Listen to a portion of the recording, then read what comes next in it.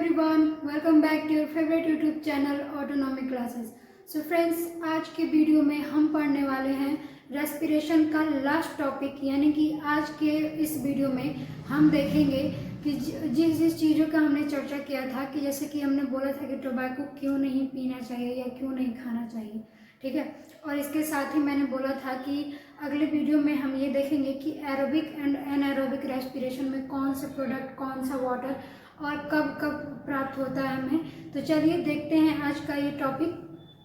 तो ये जो स्ट्रक्चर है, ये जो चीज़ आपको दिखाई दे रही है, आपको मोस्टली ये एनसीईआरटी की हर बुक में देखने को मिलेगी, ठीक है।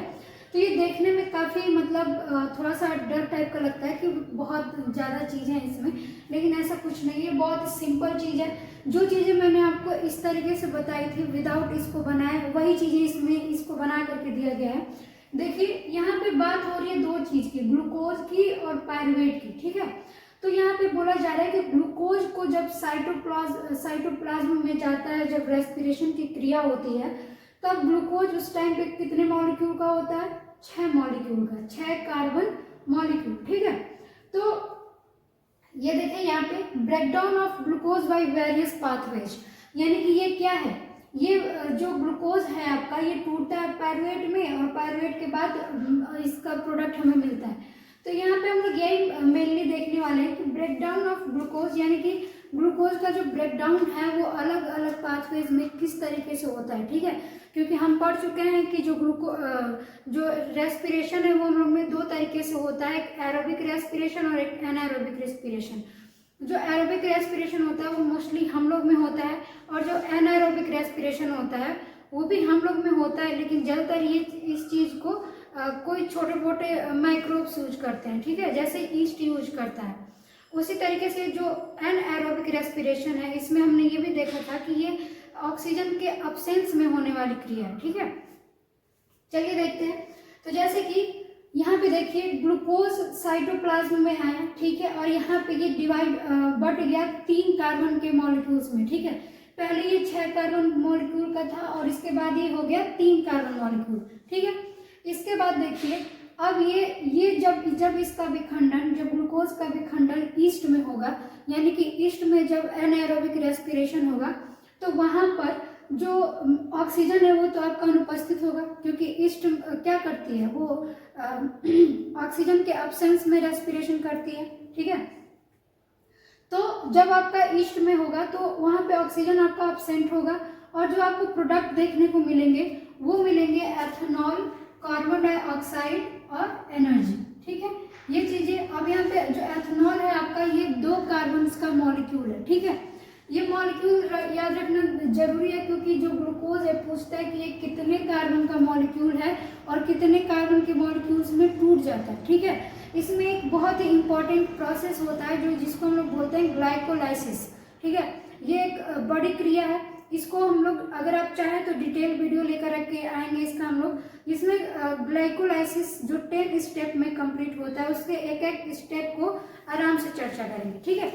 तो जो फिर यहाँ पे देखिए जो एथेनॉल है हमारे, ये 2 कार्बन का मॉलिक्यूल है, तो ग्लूकोज 6 कार्बन मॉलिक्यूल है, और जो पायरुवेट है वो 3 कार्बन का मॉलिक्यूल है, जो कि ग्लूकोज साइटोप्लाज्म में आने के बाद पायरुवेट में विखंडन होता है, जहाँ पे मतलब पायरुवेट और एनर्जी में इसका विखंडन हो जाता है, ठीक है।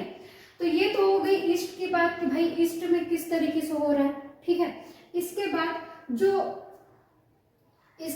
जब जो एनाएरोबिक रेस्पिरेशन होगा, जब ये, अच्छा देखिए इसको हम लोग बोल सकते हैं ना कि ये कौन सा रेस्पिरेशन है, ये एनाएरोबिक है, ठीक है, एनाएरोबिक रेस्पिरेशन, ठीक है, बिकॉज इट इज, ये जो हो रहा है ये ऑक्सीजन के अब्सेंस में हो रहा है, ठीक है। So we called it that it is anaerobic respiration, ठीक है। चलिए अगला, लैक ऑफ ऑक्सीजन, हमारे मसल सेल्स में होने वाली चीज है ये, ठीक है। तो जो मैंने बोला ना कि एनाएरोबिक रेस्पिरेशन, ये हमारी मसल्स में भी होता है, हमारी बॉडी में भी होता है। तो ये देखिए ये तभी हमारी बॉडी में होगा जब हमारी बॉडी में ऑक्सीजन का लैक होगा, यानी कि ऑक्सीजन की जब कमी होगी हमारी बॉडी में, तभी हम एनाएरोबिक रेस्पिरेशन करते हैं कुछ ऊर्जा को उत्पन्न करने के लिए, ठीक है। अगर आपको याद हो तो जो लेक्चर्स थे पिछले हमारे रेस्पिरेशन के, उसमें हमने बताया था कि जो एनाएरोबिक रेस्पिरेशन है और जो एरोबिक रेस्पिरेशन है, इनमें बहुत ही ऊर्जा का वो होता है।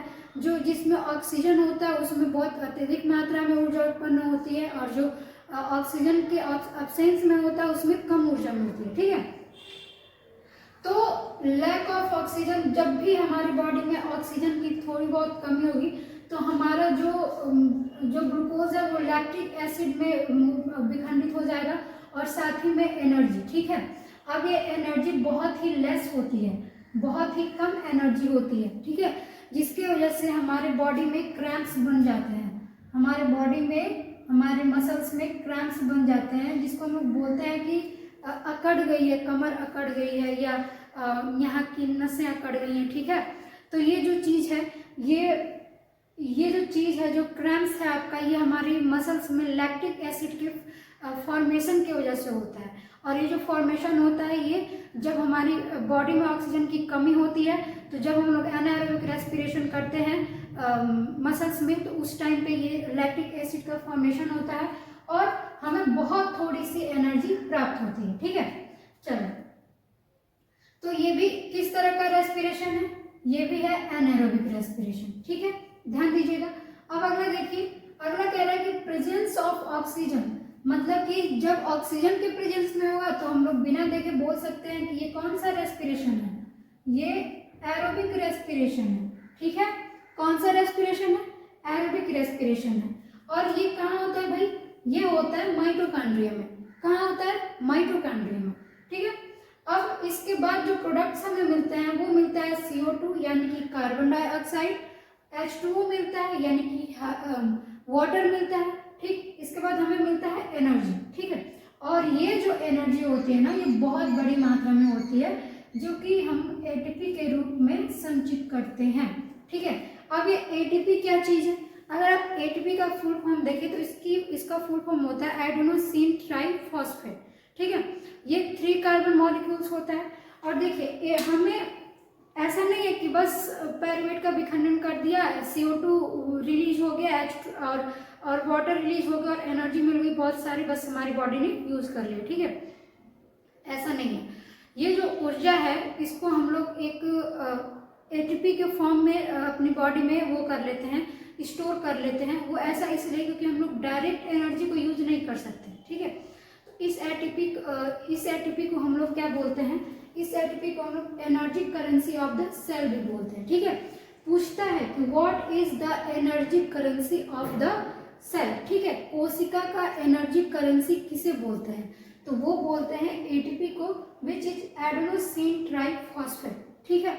इतना क्लियर है आप लोग को? ये मेन था, ये जरूरी था, क्योंकि जब हम लोग ग्लाइकोलाइसिस पढ़ेंगे ना, तो वहाँ पे ADP से ATP का फॉर्मेशन होगा। ठीक है।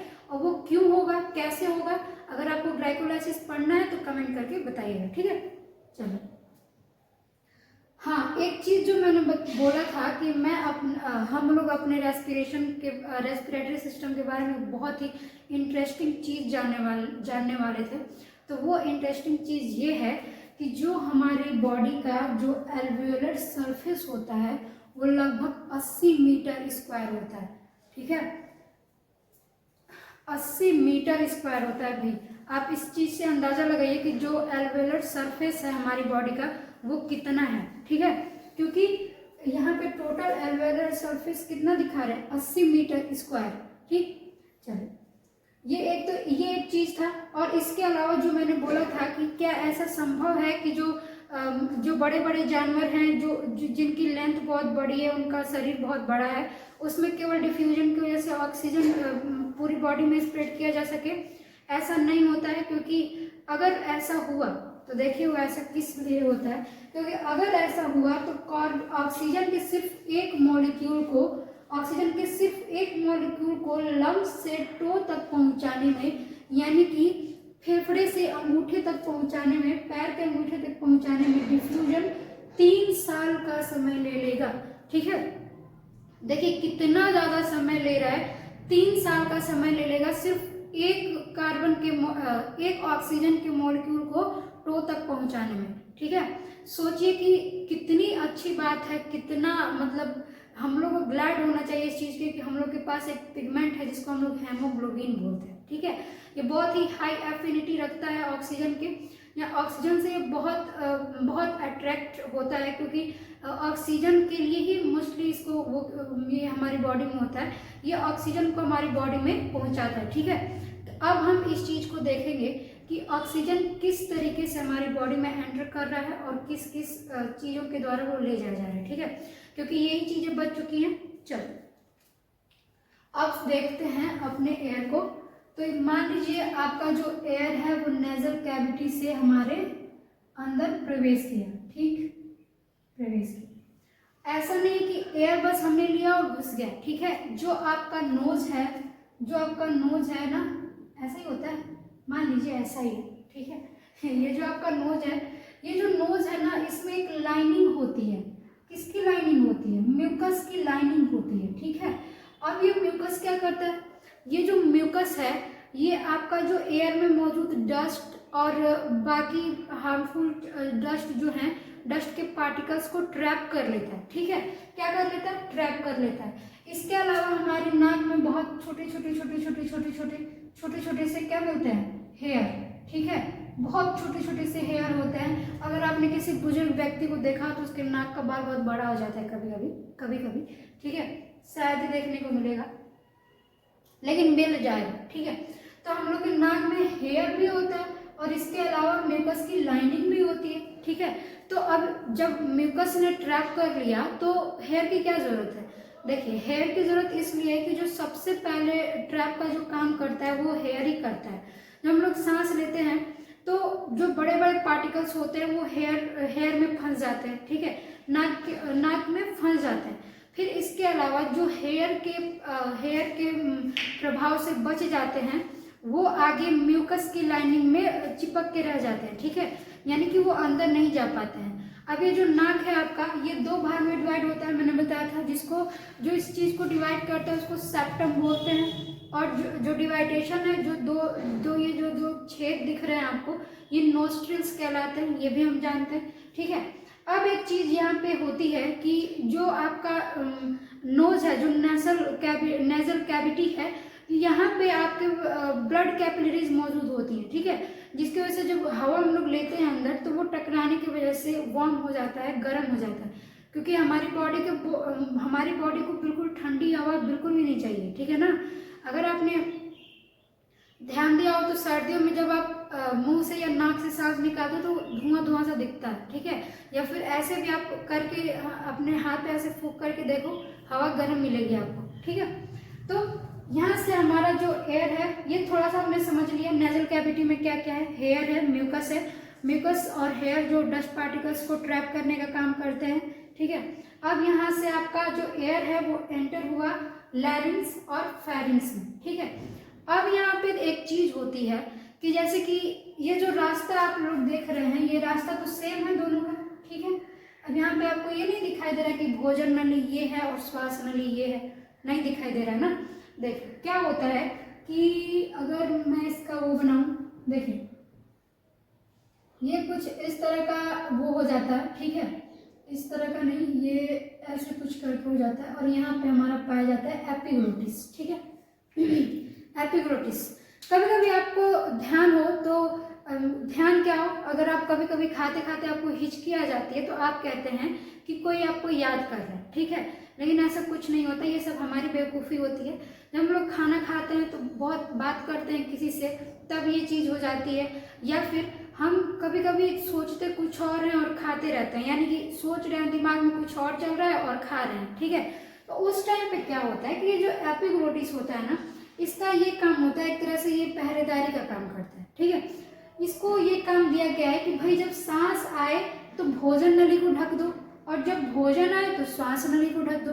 ठीक है, क्योंकि अगर गलती से भी इसका मुंह बंद कर दिया तो भोजन चला जाएगा एयर वाले एरिया में। अगर वो एयर वाले एरिया में पहुंचा तो इंसान की जान भी जा सकती है।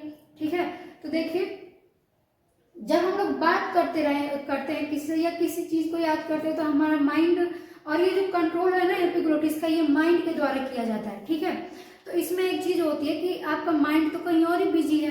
ठीक। और उस टाइम पे आपने भोजन लिया तो ये जो एपिग्लोटिस है कंफ्यूज हो जाता है, ठीक है, कि इसको बंद करूं या इसको बंद करूं, ठीक है। और आपका जो माइंड है वो तो किसी और के ही ख्याल में खोया हुआ है, ठीक। तो उस टाइम पे क्या होता है कि जब आप भोजन लिया आपने तो इसने गलती से भोजन नली को ही बंद कर दिया, ठीक, उसी के रास्ते को इसने ब्लॉक कर दिया। और रिजल्ट में क्या मिला कि ये जो आपका भोजन है वो चला गया ट्रैकिया में, ठीक है, भोजन चला गया ट्रैकिया में। अब जैसे ही भोजन ट्रैकिया में जाएगा फटाक से यहाँ से एयर आपका ये जो डायफ्रागम है ये मतलब धक्का देता है और तुरंत से ये जो भोजन है आपका वो सरक जाता है या आपको खांसी के द्वारा या हिचकी के द्वारा बाहर निकल आता है, ठीक है। अगर ऐसा ना हुआ तो ये जो भोजन है आपका वो लंग्स में जाकर के फंस सकता है और फंसने की वजह से हमारी मौत भी हो सकती है, ठीक है। तो ये कारण होता है खाते वक्त हिचकी आने का और इसीलिए डॉक्टर्स बार बार ये आपको कहते हैं कि खाते वक्त बात मत कीजिए या खाते वक्त किसी और चीज़ में कोई और चीज़ ना सोचिए माइंड में, क्योंकि अगर माइंड बिजी रहा तो जान भी ले सकता है आपका, है ना। एपिग्लोटिस अगर बार बार ऐसा ही कर दिया, 2-3 बार कर दिया तो अच्छा खासा खाना खा लिया फिर आपने, चलो ठीक है। तो यहाँ से यहाँ तो क्लियर हो गया कि फिर एपिग्लोटिस एयर के लिए क्या करेगा, भोजन का दरवाजा बंद करेगा और जो एयर है आपका फाइनली ट्रैकिया में पहुंचेगा, ठीक है। कहाँ पहुंचेगा, ट्रैकिया में। अब ये ट्रैकिया में पहुंचने के बाद कहाँ पहुंचेगा, ये पहुंचेगा धीरे धीरे आपके एल्वेओलिस तक, ठीक, पहुंचेगा एल्वेओलिस तक, एल्वेओली तक, ठीक है। तो देखिए नेजल कैविटी से एयर एंटर हुआ, फिर वहां से वो ट्रैकिया से होते हुए ब्रोंकी तक पहुंचा और ब्रोंकी से ब्रोंकियोल तक। अगर आपको ध्यान दे रही है तो ये थोड़ा सा पिचका हुआ है लंग्स, हमारा लेफ्ट लंग जो है, क्योंकि यहाँ पे ना, यहाँ पे क्या होता है, यहाँ पे हार्ट होता है, ठीक है। और हार्ट कहाँ होता है, हार्ट लेफ्ट में होता है, जिसकी वजह से जो आपका जो लंग, ये लेफ्ट लंग है ये थोड़ा सा पिचका हुआ है, थोड़ा सा छोटा दिख रहा है, ठीक है। तो ये डिफरेंस होता है इसमें और ये इसी कारण होता है क्योंकि यहाँ पे जो है ना आपका हार्ट मौजूद होता है, ठीक। अब ये जो लंग्स है ना भाई, ये इनको बहुत ही प्रोटेक्शन चाहिए, ठीक, क्योंकि ये बहुत ही ज़्यादा सॉफ्ट होते हैं और अगर ये प्रोटेक्शन में ना रहें तो अगर हल्का सा भी चोट लगा तो हम लोग भगवान को प्यारे हो सकते हैं, ठीक है। तो इस चीज़ से बचने के लिए हम ये जो चीज़ आपको दिखाई दे रही है ना, यहाँ पे मैंने लिखा है रिब्स इंटरकॉस्टल मसल्स, ठीक है, यहाँ पे मौजूद होते हैं रिब्स, ठीक है। उससे पहले थोड़ा देख लीजिए इसको, आपका एयर जो है वो फाइनली ब्रोंकियोल्स में एंटर कर चुका है और मैंने बताया था कि जो ब्रोंकियोल्स है वो कुछ इस तरह का होता है और इसमें दो तरह की, इसमें ब्लड कैपिलरीज जो हैं वो इस तरीके से लिपटी हुई हैं, ठीक है, ब्लड कैपिलरीज लिपटी हुई हैं और यहीं से आपका जो ऑक्सीजनेटेड ब्लड और कार्बन डाइऑक्साइड वाला ब्लड है वो लिया जाता है और छोड़ा जाता है, ठीक है। अब जो हेमोग्लोबिन है वो ब्लड से कार्बन डाइऑक्साइड को ले आता है और यहाँ एल्वेली में छोड़ देता है, जाओ भाई, ठीक है, छोड़ दिया कार्बन डाइऑक्साइड को, एल्वेली में छोड़ दिया। अब जो आपका कार्बन डाइऑक्साइड है वो हेमोग्लोबिन के द्वारा छोड़े जाने पर जब हम लोग सांस छोड़ते हैं तो कार्बन डाइऑक्साइड गया बाहर, ठीक है, और जब सांस लेते हैं तो उस टाइम पे हेमोग्लोबिन क्या करता है कि कार्बन डाइऑक्साइड को जल्दी से देके और ऑक्सीजन को तुरंत लेके भागता है, ठीक है, क्या करता है, ऑक्सीजन को तुरंत लेकर के भागता है। लेकिन एक प्रॉब्लम है हमारे हेमोग्लोबिन के साथ कि जब इसको दो चीजें दिखाई देंगी, यानी कि ऑक्सीजन और दूसरा कार्बन मोनोडाइऑक्साइड, तो ये ऑक्सीजन से पहले कार्बन मोनोडाइऑक्साइड को अट्रैक्ट करता है, ठीक है। इस मामले में ये बहुत खतरा होता है, ठीक है। ये क्या करता है कि जैसे ही इसको कार्बन मोनोडाइऑक्साइड दिखेगा ये ऑक्सीजन को छोड़ करके कार्बन मोनोडाइऑक्साइड को ही पूरी बॉडी में बांट देगा, ठीक है। रिसेंटली हमने सर्दियों के मौसम में कई सारे केसेस सुने थे जिसमें हमें ये सुनने को मिला था कि कुछ लोग अपने कमरों में वो स्मोक मतलब कि उपले वगैरह जला करके रख करके और दरवाज़ा बंद करके सो गए थे, ठीक है, और इस वजह से पूरे रूम में धुआं भर गया था और जब सुबह गेट खोला गया तो सारे लोग मारे पाए गए, ठीक। देखिए ऐसा इसलिए होता है क्योंकि अभी हमने देखा कि जो हेमोग्लोबिन है वो जब उसको कार्बन मोनोडाइऑक्साइड दिखेगा ना तो वो ऑक्सीजन को छोड़ के कार्बन मोनोडाइऑक्साइड को ही पूरी बॉडी में भर देगा, ठीक है, पूरा धुआं भर देगा बॉडी में। तो इसकी वजह से क्या होता है कि जब आपने दरवाज़ा बंद कर दिया तो आपको केवल एयर में क्या मिल रहा है, मोनोडाइऑक्साइड, कार्बन मोनोडाइऑक्साइड। तो उस टाइम पे ऑक्सीजन ना मिलने के कारण हेमोग्लोबिन पूरी बॉडी में ही आपका CO को बांट देता है, कार्बन मोनोडाइऑक्साइड को बांट देता है, जिसकी वजह से अगर आप जगे हैं तो भाई आपको बेहोश हो जाएंगे, ठीक, चक्कर वक्कर आने लगेगा, गिर जाएंगे। लेकिन अगर सोए हैं, ठीक, बहुत देर तक सोए बेहोश रहे और फिर भी आप स्मोकिंग एरिया से बाहर ना निकले, तो वो पूरी बॉडी में कार्बन मोनोडाइऑक्साइड फैल जाएगा और इस वजह से आपकी मौत हो सकती है, ठीक है, जैसा कि उन केसेस में हम लोग को सुनने को मिला था। तो ये चीज़ होती है, ये रीजन होता है इसके पीछे। तो ध्यान दीजिएगा, कहीं भी आपको अगर ऐसा एरिया दिखे जहाँ पे बहुत ज़्यादा स्मोक हो, बहुत ज़्यादा धुआं हो, तो वहाँ से हट जाइए तुरंत, ठीक है। चलो, तो ये हो गई एल्वियलीज की बात, हमने डायफ्रागम की भी बात कर ली, लंग्स की भी बात कर ली। अब कुछ बीमारियां हैं जो इस टाइम पे बहुत ही पॉपुलर होती जा रही हैं। धीरे पॉपुलर का मतलब क्या है, नॉर्मल होती जा रही है। पहले कैंसर का मतलब बहुत बड़ी बीमारी होता था, लेकिन आजकल लंग कैंसर बहुत आसानी से हो जाते हैं हम लोग को। ऐसा इसलिए क्योंकि हम लोग स्मोकिंग करते हैं, ठीक। देखिए क्या होता है कि देखिए स्मोकिंग एक बहुत ही ज़्यादा हार्मफुल चीज़ है। ये आपके बॉडी के सिर्फ एक ही अंग को अफेक्ट नहीं करता है, ये लंग कैंसर का कारण होता है सबसे पहले तो। और ये जो स्मोकिंग है ना, ये भाई डिस्ट्रॉय कर देता है आपके जो नेजल कैविटी में जो हेयर पाए जा रहे थे उसमें जो टोबैको में जो आपकी जितनी तरीके की केमिकल्स, जितनी गंदी चीज़ें, जो भी फालतू चीज़ें, केमिकल्स जो होते हैं, वो पहले तो हीट की वजह से आपका जो नाक का बाल है वो खराब हो जाता है, सीलिया जो होते हैं वो डिस्ट्रॉय हो जाते हैं, बर्बाद हो जाते हैं। और इसके बाद उसी रास्ते से केमिकल आपके अंदर प्रवेश कर जाता है टोबैको में, ठीक है। तो कुछ लोग को लगता है कि सिगरेट पी रहे हैं, मजा आ रहा है, बहुत अच्छा लग रहा है, ठीक है, लेकिन बहुत दिन तक अच्छा नहीं लगने वाला है। एक स्लोगन भी चला था कि जितना सिगरेट छोटा हो रहा है तो इसका मतलब सिगरेट नहीं, आपकी जिंदगी छोटी हो रही है, ठीक है। तो यही बात है। देखिए जो स्मोकिंग है ना, ये जो टोबैको है आपका, ये आपको कौन कौन से फॉर्म में मिलता है, सिगार के रूप में, बीड़ी के रूप में, ठीक है, गुटखा जो चबाते हैं। कुछ लोग कहते हैं कि भाई स्मोकिंग थोड़ी कर रहा हूँ, गुटखा खा रहा हूँ ना, गुटखा चबा रहा हूँ, थूक दूंगा फिर। लेकिन सिर्फ वहीं तक सीमित नहीं होता है। देखिए ये जो गुटखा, सिगार, जो बीड़ी है, ये क्या करता है, ये हमारे टंग को, जीभ को भी अफेक्ट करता है, लंग्स को अफेक्ट करता है, वो अलग। देखिए मेन ऑर्गन जो है उन्हीं को अफेक्ट कर रही है, लंग्स, हार्ट को और लिवर को। देख रहे हैं, हार्ट, दिल जो कि ब्लड पंप करता है, कितना इंपॉर्टेंट ऑर्गन है हमारी बॉडी का, उसको भी खराब कर रहा है ये। और साथ ही में लिवर जो खाना पचाने के लिए कितना महत्वपूर्ण है, इसको भी डिस्ट्रॉय कर रहा है। तो ये चीजें आपको, ऐसा आपने देखा होगा कि जो गुटखा का पैकेट है या फिर जो वाइन्स की बॉटल्स आती हैं, उसमें जैसे किंगफिशर है, बहुत बड़ा नाम लिखा हुआ है, बहुत स्टाइल में किंगफिशर, लेकिन it is injurious to health, बहुत छोटा लिखा हुआ कि आपको दिखेगा भी नहीं, ठीक है।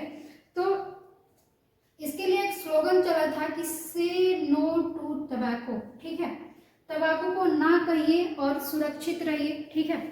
तो ये मैं उन सभी लोगों से कहना चाहूँगी जो कहते हैं कि मैं गुटखा खा रहा हूँ, तंबाकू नहीं खा रहा हूँ, या फिर मैं सिगार पी रहा हूँ, स्मोकिंग कर रहा हूँ, जो भी कर रहे हो आप लोग, हमारी बॉडी से ज़्यादा अनमोल कोई चीज़ नहीं है इस दुनिया में।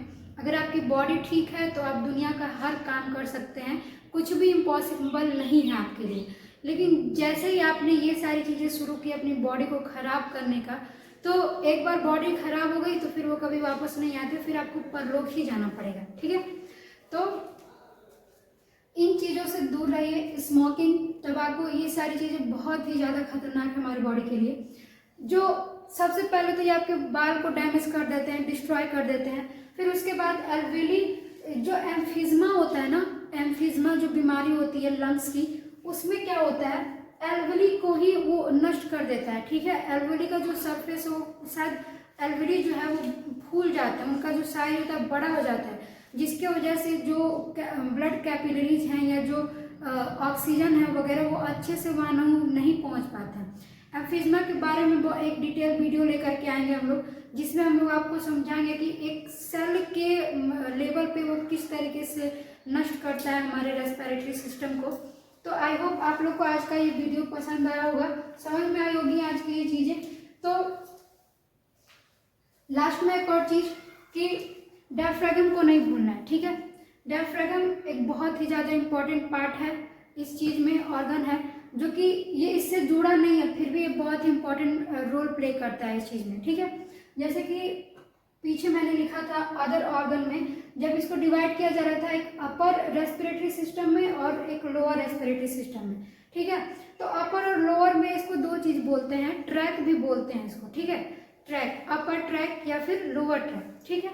तो आई होप आज का ये वीडियो समझ में आया होगा। तो हम लोग रेस्पिरेटरी सिस्टम या फिर कहें रेस्पिरेशन लाइफ प्रोसेस में पूरा कंप्लीट कर चुके हैं। तो अगले वीडियो में हम लोग पढ़ेंगे दूसरे लाइफ प्रोसेस के ऊपर, जो कि एक्सक्रिएशन हो सकता है या फिर ट्रांसपोर्टेशन हो सकता है। तब तक के लिए बाय बाय, मिलते हैं नेक्स्ट वीडियो में।